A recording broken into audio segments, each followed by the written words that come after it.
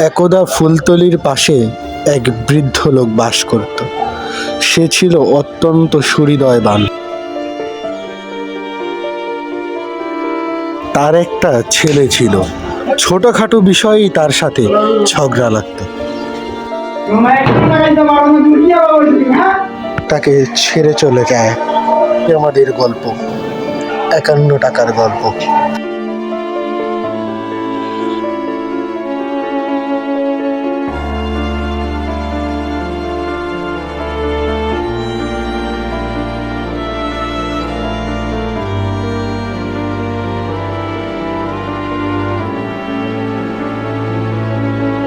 ফুলতলির সামনে দিয়ে একটি পথিক হেঁটে যাচ্ছিল।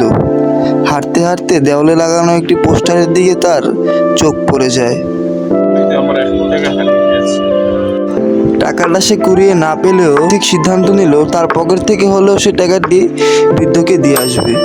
কে? আসো, দরজা খোলা আছে। কাকাবাবু, আপনার ৫১ টাকা তো আমি কুড়িয়ে পেয়েছি ফুলতলি থেকে, তো ওটা নিয়ে আসছি।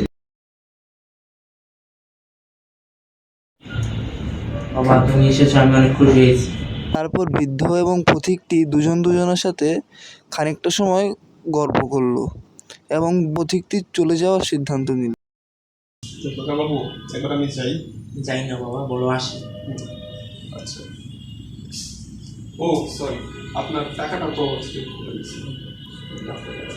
ধন্যবাদ। আচ্ছা।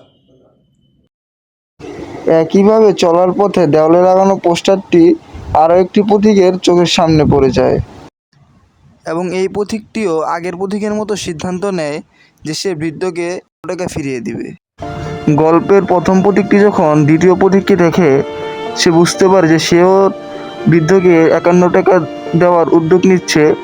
তা দেখে সে আর এই পোস্টারটি ছিঁড়তে চায় না, কেননা সে বুঝতে পারে যে এভাবে হয়তো বৃদ্ধটি সময় কাটায়। এই পোস্টারের মাধ্যমে হয়তো অনেকে তার কাছে আসে এবং বৃদ্ধটি হয়তো তার সন্তান সমবয়সীদের সাথে এভাবেই কিছু সময় জ্ঞাপন করে, তার সন্তানের কথা মনে পড়ে। এবং প্রতীকটি এটাও ভাবে যে প্রথমে যারা এই পোস্টারটি দেখেছিল তারা হয়তো এই পোস্টারটিকে কিছু করেনি, তাই তারও কিছু করার ঠিক হবে না। এভাবেই একজনের পর একজন পথিক পোস্টারটি দেখে এবং বৃদ্ধটির কাছে যায়।